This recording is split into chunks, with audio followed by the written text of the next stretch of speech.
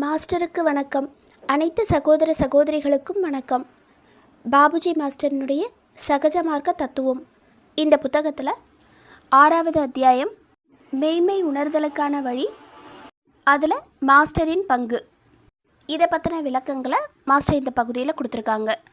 இப்போது போலி குருமார்கள் அப்படின்னு இருக்கிறவங்க தங்களை மகாத்மாக்கள், ஜெகத்குருக்கள் அப்படின்னு சொல்லிட்டு மக்களை எந்தெந்த வகையிலெல்லாம் ஏமாற்றிட்டு வராங்க. அவங்க தங்களுடைய சுயநல நோக்கத்திற்காக செய்யக்கூடிய விஷயங்கள் பொதுமக்களை எந்தளவு பாதிக்குது, இதையெல்லாம் நம்பி மக்கள் எவ்வளவு ஏமாந்து போகிறாங்க, இதை பற்றின விளக்கங்களையும் விழிப்புணர்வையும் மாஸ்டர் நமக்கு கொடுத்துட்டு வராங்க. இப்போ அடுத்தது தீட்சை அப்படிங்கிற ஒரு விஷயம்.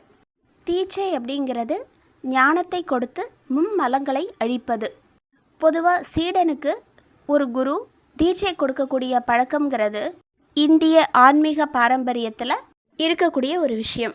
இதில் என்னென்னா, அதனுடைய உண்மையான உட்கருத்துங்கிறத சரியாக யாருமே புரிஞ்சுக்கல. நிறைய குருமார்கள் இதை தவறான வழியில் தான் பயன்படுத்திட்டு வராங்க. இதில் என்ன பண்ணுறாங்கன்னா, உபதேச காலத்தில் ஒரு குரு சீடனுடைய காதில் மறைப்பொருளாக இருக்கக்கூடிய சில மந்திர வார்த்தைகளை சொல்லி ஒரு சில சடங்கு முறைகளை பின்பற்றி பூஜை செய்ய சொல்கிறது தான் குரு பண்ணக்கூடிய ஒரே வேலை. இப்போ இதை செஞ்சு முடித்தோடனே இதோட அந்த குரு சீடனுக்கு செய்ய வேண்டிய கடமை முடிஞ்சிருச்சு அப்படிங்கிறத சொல்லிட்டு, அதுக்கப்புறம் வருஷத்துக்கு ஒரு முறை அந்த சீடன் குருவை பார்க்க வந்து அவர்கிட்ட ஆசீர்வாதம் வாங்கிட்டு கப்பம் செலுத்திட்டு கிளம்பிடுவார். இப்போது இந்த மாதிரி தான் தீட்சை அப்படிங்கிற ஒரு விஷயத்தில் நடந்துட்டுருக்கு.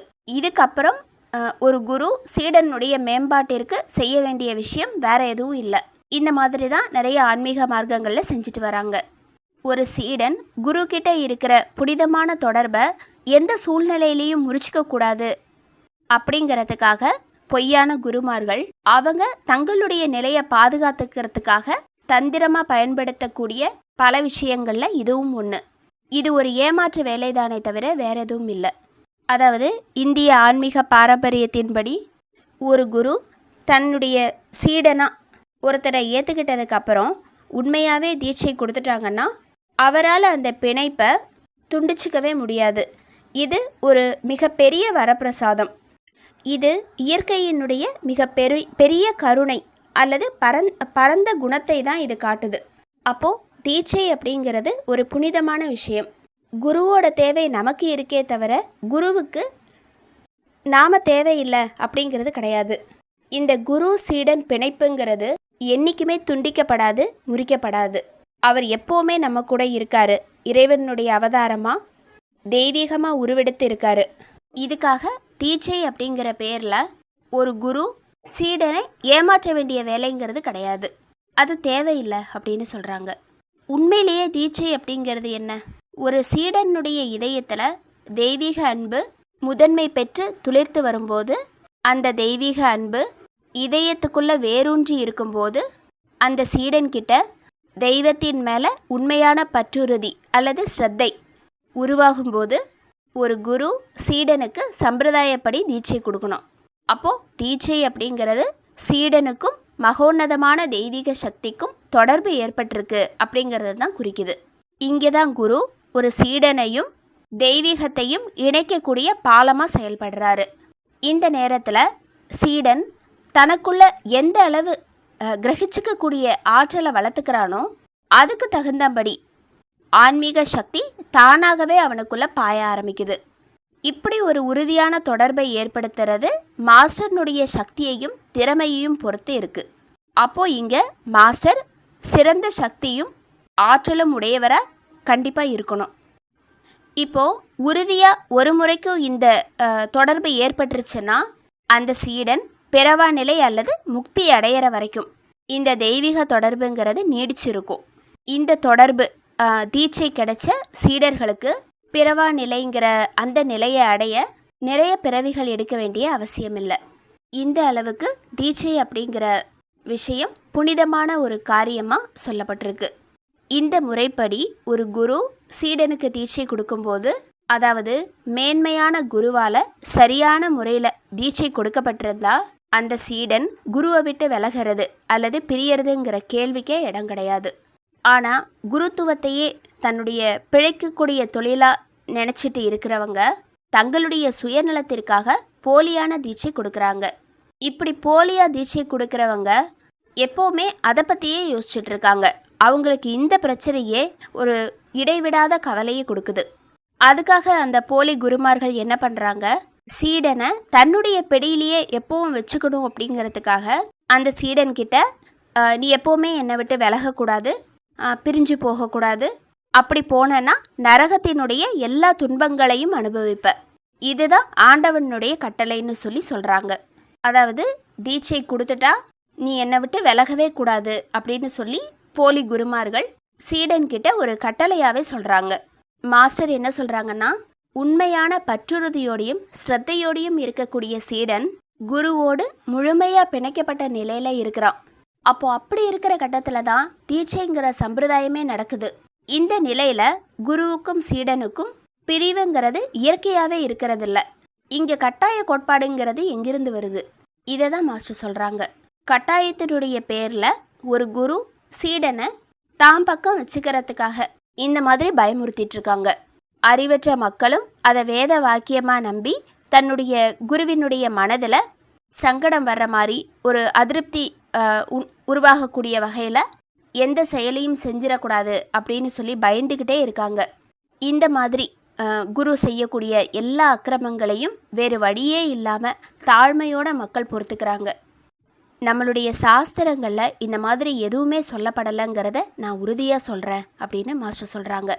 இது முழுக்க முழுக்க மத போதகர்களுடைய தந்திரமான வேலை தான். நம்மளுடைய இந்து மதத்தில் பலவிதமான குருமார்களை பற்றின கருத்து இருக்குது. அதில் முக்கியமாக சொல்லப்படுறது 3 நிலையிலுள்ள குரு மற்றும் குருவினுடைய தன்மைகள். முதலாவது வகை குரு அப்படிங்கிறவர் கோழி மாதிரி. ஒரு கோழி முட்டையிடுது, அந்த முட்டையை பொறிக்கிறதுக்கு அதன் மேலே அது உட்காரணும். அதாவது அந்த கோழி பௌதீகமாக தொடர்பு கொண்டு அந்த முட்டைகளை அடைக்காக்குது. இந்த மாதிரி ஒரு குரு தன்னுடைய ஞானத்தை தன்னுடைய பௌதீக உடலினுடைய பிரசன்னத்தால் ஒரு சீடனுக்கு கொடுக்குறாரு. அதாவது அந்த குரு சீடன்கிட்ட பௌதீகமாக தொடர்பு வச்சிருக்காரு. 2வது வகை குருவாக சொல்லப்படுறவர் மீன் மாதிரி. மீன் மாதிரி பார்வையிலேயே தொடர்பு வச்சிருக்காரு. மீன் தன்னுடைய முட்டையை தண்ணீரில் போட்டுட்டு அந்த முட்டையவே சுற்றி வந்து தன்னுடைய கண் பார்வைக்குள்ளே வச்சுக்கிட்டு அந்த முட்டைகளுக்கு எந்த ஆபத்தும் வராமல் பாதுகாத்துட்டு வருது. அப்போ இந்த மாதிரியான குரு தன்னுடைய சீடர்களோட பார்வை மூலமாக தொடர்பில் இருக்கிறாரு. அடுத்தது 3வது வகை குரு ஆமை மாதிரி. இவர் உயர்ந்த வகையான குருவாக சொல்லப்படுறவர். ஆமை மணலில் முட்டையை போட்டுட்டு, அதாவது நதியினுடைய கரையில் முட்டையை போட்டுட்டு அதை மணலால் மூடி மனதளவில் பாதுகாக்கிறதுக்கு முயற்சி பண்ணுது. இப்படிப்பட்ட குரு மனதளவில் சீடனோட தொடர்பில் இருக்கிறாரு. இதே வகையில் தான் தீட்சையும் 3 விதமான நிலைகளில் கொடுக்கப்படுறது. முதல் வகையான குரு கோழி மாதிரி அப்படிங்கிறதுனால அவர் பௌதிக அளவில் சீடனோட தொடர்பில் இருக்கிறாரு. இதை தான் தீட்சை முறையில் ஸ்பரிச தீட்சை அப்படின்னு சொல்கிறாங்க. இந்த மாதிரி குரு தன்னுடைய ஞானத்தை தன்னுடைய பௌதீக உடலினுடைய பிரசன்னத்தால் கொடுக்குறாரு. 2வது வகை குரு மீன் மாதிரி அப்படின்னு சொல்லும்போது பார்வை மூலமாக தீட்சை அளிக்கிறது. இதை நேத்திர தீட்சை அல்லது நயன தீட்சை அப்படின்னு சொல்கிறாங்க. பார்வை மூலமாக குரு சீடனை தொடர்பு கொள்கிறாரு. 3வது வகை குரு ஆமை மாதிரி. இப்படிப்பட்ட குரு தெய்வீக சக்தியை, அதாவது பிராணசிய பிராணா, இதை மனதின் மூலமாக உலகத்தில் எந்த பகுதியில் இருக்கக்கூடிய யாருக்கும் செலுத்த முடியும். அப்போது நாம் எங்கே இருந்தாலும் நம்மளுடைய மனதுக்குள்ள அவருடைய சக்தியை செலுத்தி உயர்ந்த நிலைகளை கொடுக்குறாரு. இதுதான் மிக உயர்ந்த வகை தீட்சையாக சொல்லப்படுறது. கடவுளினுடைய வெளித்தோன்றலாக சொல்லப்படுற குரு விழிப்புணர்வோட உள்முக பார்வையால் தெய்வீக சக்தியை நமக்குள்ளே செலுத்துறாரு. இந்த மாதிரி ஒரு மனிதனை தெய்வீக மனிதனாக மாற்றுறதுக்கு அவர் உதவி பண்ணுறாரு. ஆன்மீக மார்க்கத்தில் போலி குருமார்கள் நிறைய பேர் இருக்கிறாங்க. யாராவது ஒருவேளை தவறான குருவை தேர்ந்தெடுத்து விட்டாலோ அல்லது குருவினுடைய தகுதியை திறமையை நாம் தப்பு கணக்கு போட்டுட்டோம் அப்படிங்கிறத உணர்ந்துட்டாலோ அந்த குருவை விட்டு பிரியறது ஓரொரு தனி மனிதனுடைய பிறப்புரிமை. இதுக்காக யாரும் யோசிக்க வேண்டியதில்லை. அதோட தன்னை ஒரு குருவால் உயர்ந்த நிலைக்கு கொண்டு போக முடியல, அதாவது இப்போ நாம் அடைஞ்சிருக்கிற நிலைக்கு அடுத்த கட்ட நிலைக்கு நம்மளை குருவால் கொண்டு போக முடியாது, அதுக்கு அவருக்கு தகுதி இல்லைங்கிறத நாம் தெரிஞ்சுக்கிட்டோம்னா இன்னொரு குருவை தேடி போகிறதுக்கும் அவருக்கு சுதந்திரம் இருக்குது. ஒரு மனசாட்சியுள்ள குரு அந்த மாதிரி நிலையில் தன்னுடைய சீடனுடைய முன்னேற்றம் ஒரு விதத்திலையும் பாதிக்கப்படாமல் இருக்கிறதுக்காக தன்னை விட அதிகமாக முன்னேறி அதிகமான தகுதி பெற்ற ஒரு குருவை அடையிறதுக்கு அந்த சீடனுக்கு ஒரு குரு வழிகாட்டணும். இது ஒரு தன்னலமில்லாத உண்மையான குருவினுடைய புனிதமான கடமை. நம்மளால் இவ்வளோதான் இந்த சீடனுக்கு செய்ய முடியும் அப்படிங்கிறத ஒரு குரு உணர்ந்துட்டாருன்னா அந்த சீடன் அடுத்த கட்ட நிலையை, உயர்ந்த நிலையை அடையிறதுக்கு வேறு ஒரு சிறந்த குருவுக்கு அவர் வழிகாட்டணும். இங்கே சீடனுடைய முன்னேற்றத்தை மட்டும்தான் குரு கணக்கில் எடுக்கணும், அதை மட்டும்தான் கருத்தில் கொள்ளணும். குரு கிட்டேந்து பிரிஞ்சு போகிறதுக்கு ஒரு சீடன் அனுமதி கேட்டால் அதை அவர் உடனே கொடுத்துடணும். அப்படி அனுமதி கேட்கும்போது குரு தன்னுடைய சுயநலத்தினுடைய காரணமாக அனுமதி அளிக்கிறதுக்கு மறுத்தாருன்னா சீடன் அவர்கிட்டேந்து உடனே தன்னை விடுவிச்சுக்கிறதுக்கு, அதோட இன்னொரு குருவை தேடுறதுக்கு முழுமையான சுதந்திரம் இருக்குது. இங்கே எந்த விதமான நெறிமுறையும் மத நியதியும் கிடையாது. அது எதுவுமே ஒரு சீடன் இப்படி செய்யறத ஒருபோதும் தடுக்காது அப்படிங்கிறத மாஸ்டர் சொல்கிறாங்க.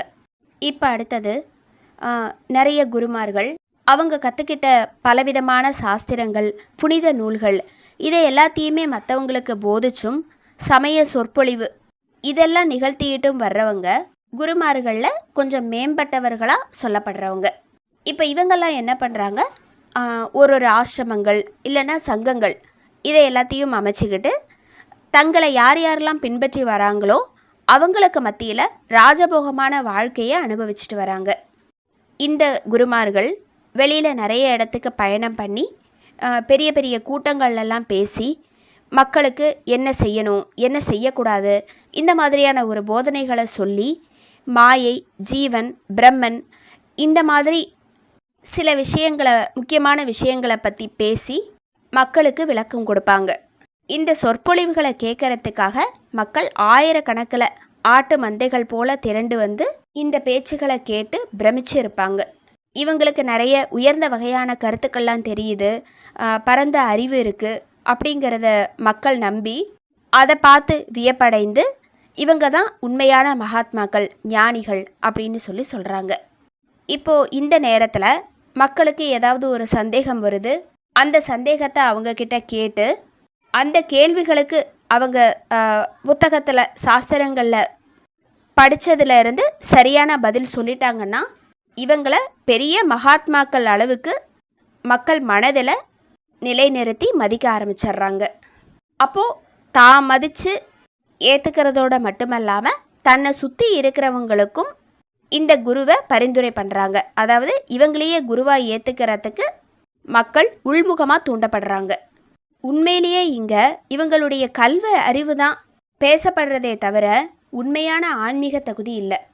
அப்போது மக்கள் இங்கே இவங்களுடைய கல்வி அறிவை தான் பார்க்குறாங்களே தவிர அவர் ஆன்மீகத்தில் எந்த நிலையை அடைஞ்சிருக்காரு, அவருக்கு உண்மையிலேயே ஆன்மீக தகுதி இருக்கா அப்படிங்கிறத பற்றி யோசிக்கிறதே கிடையாது. ஒருத்தருடைய கல்வியோ அறிவோ ஒரு மனிதனை முழு நிறைவு அடைந்தவராக செய்யறதில்லை. அறிவு அப்படிங்கிறத வடமொழியில் துச்ச, அதாவது மதிப்பற்றது அப்படின்னு சொல்கிறாங்க. அப்போ அந்த அறிவினுடைய மதிப்பு என்ன? வேதத்தில் நல்ல நாட்டமுடைய ஒருவன் ஒரு குரு கிட்ட போகிறான். அப்போ அந்த குரு சொல்கிறாரு, வேதங்களில் புலமை பெற்று திரும்பி வா அப்படின்னு சொல்கிறாரு. அவனும் அதே மாதிரி செய்கிறான். அப்படி பல வேதங்களை அவன் கற்றுக்கிட்டு இந்த குரு கிட்ட திரும்பி வரும்போது ஒரு பெரிய மலையை அவர் காமிச்சு அதுலேருந்து ஒரு சின்ன கல்லை எடுத்து, நீ கற்றுக்கிட்டது இவ்வளோதான், மீதி இருக்கிறது எல்லாமே நீ கற்க வேண்டியது அப்படின்னு சொல்கிறாரு. அறிவுக்கு மதிப்பு கொடுக்க வேண்டாம் அப்படின்னும் அதை குறைச்சி மதிப்பிடணும் அப்படின்னும் இங்கே மாஸ்டர் சொல்லலை. சுவாமி விவேகானந்தர் அறிவு தேவைதான், ஆனால் அறிவிற்கும் மரியாதையுடன் விடையளித்து அது இல்லாமல் தொடர வேண்டிய நிலையொன்றும் வருகிறது அப்படின்னு சொல்கிறாரு. அப்போது மெய்ப்பொருளை உணர்றது மட்டும்தான் சரியான முறையில் ஒருவரை உண்மையான யோகி அல்லது ஞானியாக உருவாக்குது. இதை எல்லாருமே மனதில் நிறுத்திக்கணும். வெளித்தோற்றத்தை பார்த்தோ, ஒரு கல்வியை அடிப்படையாக வச்சோ, இல்லை நல்லா பேசுகிறாரு அப்படிங்கிறத வச்சோ அவர் ஆன்மீகத்தில் உயர்ந்தவர் அப்படின்னு சொல்லி எடுத்துக்க முடியாது. இது எல்லாத்துலேயும் திறமையாக இருக்கிற ஒருத்தர் ஆன்மீக நிலையில் தாழ்ந்த நிலையிலையும் இருக்கலாம். அப்போது உண்மையான கல்வி அறிவு அப்படிங்கிறது ஒருத்தனை உண்மையான மகாத்மா அல்லது யோகின்னு சொல்கிறதுக்கான அளவுகோல் கிடையாது. உண்மையான மகாத்மா குரு அப்படின்னு நம்ம முடிவு பண்ணுறதுக்கான சரியான பரீட்சை தன்னிலை உணரக்கூடிய பாதையில் அவர் எந்த அளவு அனுபவங்களை பெற்றிருக்கிறாரு அப்படிங்கிறத தான் பார்க்கணும். அவர் நிகழ்த்தக்கூடிய அற்புத செயல்களை வச்சு யாருமே முடிவு பண்ணக்கூடாது. ஒரு குரு கிட்ட சீடன் பழைய காலத்து மரபுப்படி, அதாவது வைஷ்ணவ சம்பிரதாயத்தில் பரநியாசம் வேணும் அப்படின்னு கேட்டு, அதாவது மத சடங்குகளோட கூடிய சரணாகதி அது வேணும்னு கேட்டுட்டு போய் நிற்கிறான். அப்போது அந்த குரு, மகனே இன்னைக்கு சாயங்கால நேரம் ஆயிடுச்சு, யாகம் யக்ஞம் இதெல்லாம் நிகழ்த்தக்கூடிய நேரம் இது கிடையாது. அதற்கு தேவையான பொருட்களை சேகரிக்கணும், நீரில் நீராடி தன்னை தயார்படுத்திக்கணும். அதனால் தயவு செஞ்சு காலையில் வா அப்படின்னு சொல்கிறாரு. இப்போ இங்கே மாஸ்டர் என்ன சொல்கிறாருன்னா, நாளைக்கு இங்கே யார் இருப்பாங்கங்கிறது கடவுளுக்கு தான் தெரியும். நான் இங்கே இருப்பேன், நீங்களும் இங்கே இருப்பீங்க, நாளைக்கு காலையில் என்கிட்ட வாங்க அப்படின்னு சொல்கிற அளவுக்கு போதிய ஞானம் நம்மக்கிட்ட இருக்கா? அப்போது நாளைக்கு வான்னு சொல்கிறது நம்மளுடைய அகங்காரம்தான். நிகழ்காலத்தில் வாழ முடியாத ஒருவரால் எதிர்காலத்திலையும் வாழ முடியாது.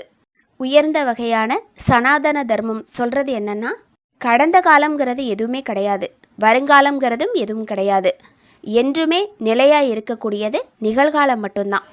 இதுதான் சனாதன தர்மத்தினுடைய கொள்கையும் கூட. அப்போது ஒரு குரு சீடனை பார்த்து நாளைக்கு வா அப்படின்னு சொல்கிறாருன்னா அவர் அகங்காரம் நிறைந்தவராக இருக்கிறாரு அப்படிங்கிறது தான் இதனுடைய அர்த்தமாக சொல்லப்பட்டிருக்கு. குருவை மகாத்மா அப்படின்னோ தனித்தன்மை பெற்ற மனிதர் அப்படின்னோ கல்வி அறிவை அடிப்படையாக வச்சு சொல்லிட முடியாது. அப்போ ஒரு குரு எப்படி இருக்கணும்?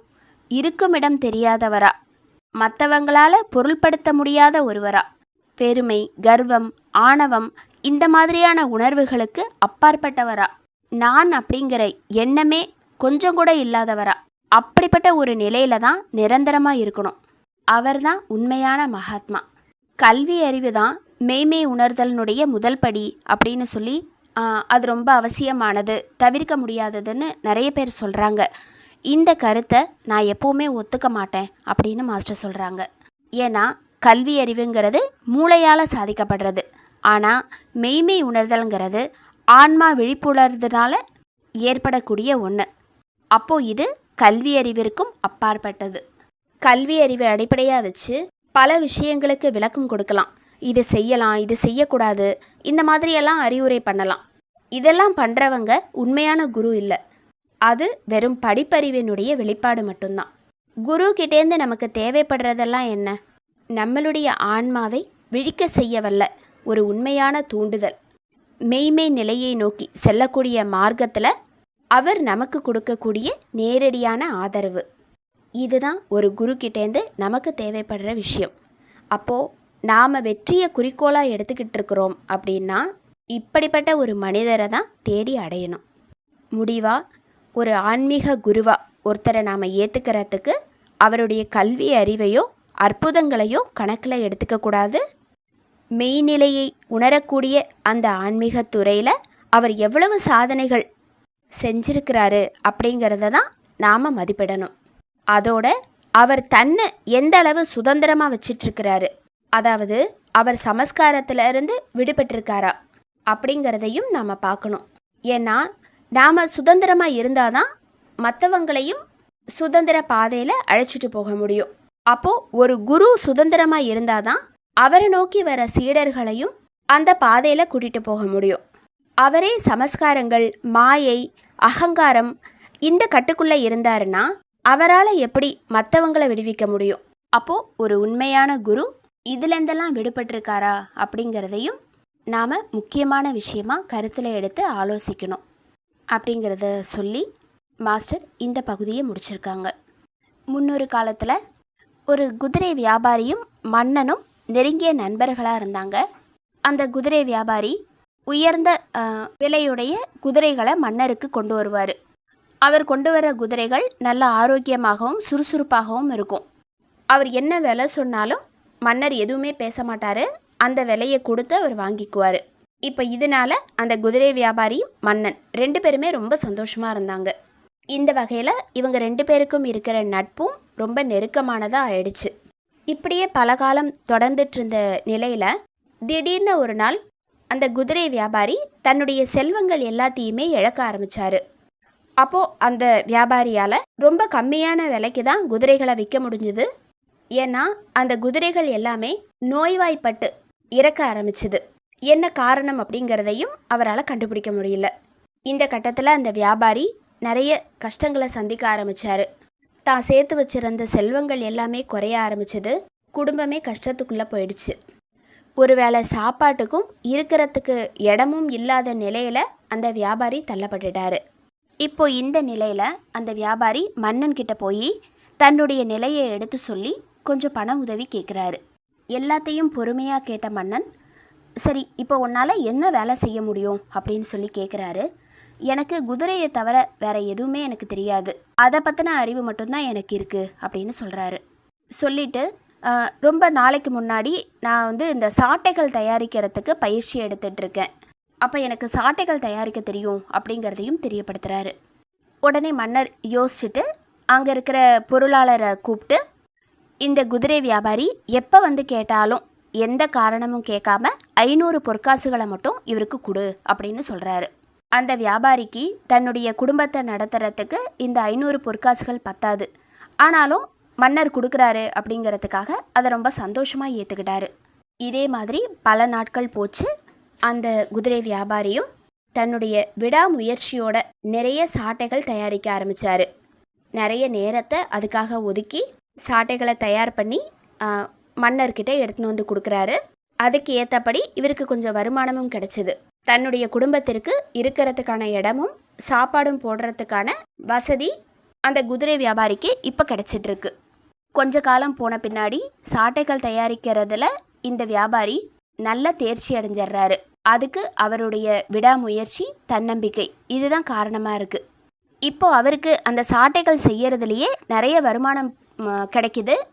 அப்போ அவர் நினைக்கிறாரு, இத்தனை நாளாக நம்ம மன்னர்கிட்டேருந்து காசு வாங்கிட்டு இருந்தோம், இப்போ நம்ம வாங்கின காசு எல்லாத்தையுமே நம்ம திருப்பி கொடுக்கணும் அப்படின்னு சொல்லி ஒரு 500 பொற்காசை எடுத்துகிட்டு போய் பொருளாளர்கிட்ட கொடுத்து இதை அரண்மனை கருவூலத்தில் சேர்த்துருங்க அப்படின்னு சொல்கிறாரு.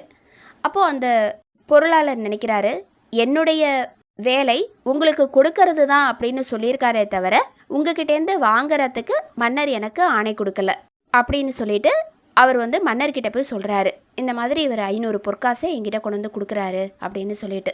இந்த வியாபாரியும் மன்னன்கிட்ட, இப்போ என்கிட்ட நிறைய செல்வம் இருக்குது, போதுமான அளவு இருக்குது, அதனால் நீங்கள் கொடுத்ததை நான் உங்களுக்கு திருப்பி கொடுக்கணும்னு நினைக்கிறேன், ஆனால் அதை ஏன் நீங்கள் வாங்கிக்க மாட்டேங்கிறீங்க அப்படின்னு சொல்லி கேட்குறாரு. உடனே மன்னர் அதை கேட்டுட்டு அந்த பொருளாளர்கிட்ட சொல்கிறாரு, இத்தனை நாள் நான் உனக்கு 500 பொற்காசுகள் கொடுக்கறதுக்கு மட்டும்தான் ஆணை சொல்லியிருந்தேன். இனிமே இந்த குதிரை வியாபாரி எப்போ கேட்டாலும், அவர் எவ்வளவு கேட்டாலும் கணக்கே இல்லாமல் நீ பொற்காசுகளை அவருக்கு கொடுக்கலாம் அப்படின்னு சொல்கிறாரு. இதை கேட்ட உடனே அந்த வியாபாரிக்கு ரொம்ப ஆச்சரியமாக இருந்தது. இத்தனை நாள் நான் கஷ்டத்தில் இருந்தேன், நீங்கள் கொடுக்குற இந்த 500 பொற்காசுகள் எனக்கு என்னுடைய குடும்பத்துக்கும் என்னுடைய தொழிலை வளர்க்குறதுக்கும் எனக்கு பத்தலை. ஆனால் இப்போது என்கிட்ட போதுமான அளவு செல்வம் இருக்குது, என்னுடைய குடும்பத்தை பார்க்குறதுக்கும் சரி, என்னுடைய தொழிலில் வளர்ச்சி அடையிறதுக்கும் சரி. ஆனால் இப்போ நீங்கள் அதிகமான பொற்காசுகளை தரேன்னு சொல்கிறீங்களே, இதுக்கான காரணம் என்ன அப்படின்னு கேட்குறாரு.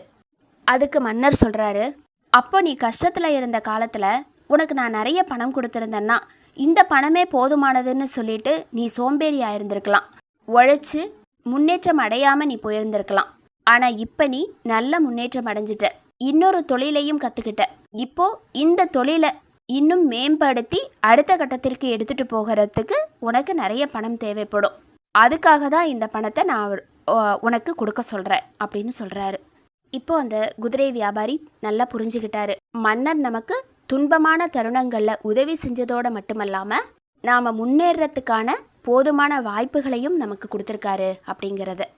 இப்போது இந்த கதையிலேருந்து பாபுஜி மாஸ்டர் நமக்கு சொல்கிறது என்னென்னா, திடமான விருப்பம், சரியான வழி, சரியான வழிகாட்டுதல். இதுதான் நம்மளுடைய முழுமையான வெற்றிக்கு தேவையான ஒன்று. ஆன்மீகத்தில் நாம் முன்னேறணுங்கிற விருப்பம் நமக்கு இருக்கணும். அதற்கான சரியான வழியை நாம் தேர்ந்தெடுக்கணும். அதோட கூட சரியான வழிகாட்டியையும் நாம் தேர்ந்தெடுக்கணும். இதுதான் நம்மளை சரியான வெற்றிக்கும் அழைச்சிட்டு போகும். வாழ்க்கை அப்படிங்கிறது ஆன்மாவிற்கு கிடைச்ச ஒரு வாய்ப்பே அன்றி வேறில்லை அப்படிங்கிறது தான் நம்மளுடைய ஹார்ட்ஃபுல்னஸ் நமக்கு சொல்லுது. ஆன்மாங்கிறது பழைய பிறவிகளில் இருந்து நாம் சேர்த்துட்ருக்கிற சமஸ்காரங்களால் மறுபடியும் இங்கே வந்து தன்னுடைய விருப்பப்படி தனக்கான விரும்பின சூழ்நிலையில் பெற்றோர்களை தேர்ந்தெடுத்து தன்னுடைய சமஸ்காரங்களை தீர்த்துக்கிறதுக்காகவும் மோட்சம், முக்தி, வீடு பேறு இதை அடையிறதுக்காகவும் வருது. அதனால தான் தொன்று தொட்டு வரக்கூடிய பாரம்பரியம், விவேகம் இது எல்லாமே இந்த உலகத்தை கர்மபூமின்னு சொல்லுது. பகவத்கீதையில் கூட பிரம்மா, விஷ்ணு இவங்கெல்லாம் கூட இந்த பூமிக்கு வரணும்னு தான் சொல்லப்பட்டிருக்கு. அவங்க தங்களுடைய தவ வலிமையால் இயற்கையினுடைய வேலைகளை எடுத்து செய்யக்கூடிய அதிகாரத்தை பெற்றிருக்காங்க. ஆனாலும் இந்த யுகம், அதாவது மகா யுகம்னு சொல்லப்படுற பலவிதமான பிரபஞ்ச சுழற்சிகள் இருக்கக்கூடிய இந்த யுகம் முடிஞ்ச பின்னாடி பிரம்மா மீண்டும் இந்த பூமிக்கு வரணும் அப்படின்னு சொல்லப்பட்டிருக்கு. இதை தான் கிருஷ்ணர் பகவத்கீதையில் ஆ பிரம்ம புவனாத் லோகாத் புனராவர்த்தினோ அர்ஜுன அப்படிங்கிறத சொல்லியிருக்காரு. ஏன்னா இங்கிருந்து மட்டும்தான், இந்த பூமியிலிருந்து மட்டும்தான் பரம்பொருளோட நேரடியாக தொடர்பு கொள்ள முடியும். இதை கருத்தில் எடுத்துக்கிட்டு தான் அவங்களே இங்கே திரும்பி வரணும் அப்படின்னும்போது ஒரு ஆன்மாவிற்கும் இதுதான் சொல்லப்பட்டிருக்கு. அப்போ இதுக்கு குரு மட்டும்தான் உதவ முடியும். சனாதன தர்மம் இதை தான் சொல்லியிருக்கு. அதனால தான் குரு பிரம்மா, குரு விஷ்ணு அப்படின்னும் சொல்லப்பட்டிருக்கு. மாத்ரு தேவோபவ, பித்ரு தேவோபவ, ஆச்சாரிய தேவோபவ இது மாதிரி முக்கியத்துவத்திற்கு ஏற்ற மாதிரி தான் வரிசைப்படுத்தப்பட்டிருக்கு. மாத்ரு தேவோபவ அப்படின்னும்போது தாயை ஏன் கடவுளாக கருதணும்? ஏன்னா தாய் நம்மளை ஈன்றெடுத்தாங்க. 9 மாதங்கள் சுமந்து கருவுற்றிருந்த காலத்தில் பலவிதமான சிரமங்கள் அதை எல்லாத்தையும் அனுபவித்து இந்த உலகத்திற்கு நம்மளை கொண்டு வந்து சேர்த்தாங்க. ஒரு பௌதீக சூழ்நிலையை ஏற்படுத்தி ஒரு ஆன்மா இந்த பூமியில் பிறக்கிறதுக்கு காரணமாக இருந்தவங்க தான் தாய். ஏன்னா இது இல்லைன்னா பரிணாம வளர்ச்சிங்கிறத நம்மளால் அடைய முடியாது. அப்போது இந்த உலகத்திற்கு நாம் வர்றதுக்கு முதலாவதாக எனக்கு வாய்ப்பு கொடுத்தவங்க தாய் அப்படிங்கிறதுனால மாத்ரு தேவோபவ அப்படின்னு சொல்கிறோம். அடுத்தது பித்ரு தேவோபவ அப்படிங்கிறது தந்தையும் தன்னுடைய பங்கை இங்கே கொடுக்குறாரு. ஆன்மீக கல்வி, நன்னெறி கல்வி, ஒழுங்குமுறை கட்டுப்பாடு இது எல்லாத்துக்குமே அவர் தான் காரணம். அதுக்கான அடித்தளத்தை அவர் தான் நமக்கு ஏற்படுத்தி கொடுக்குறாரு.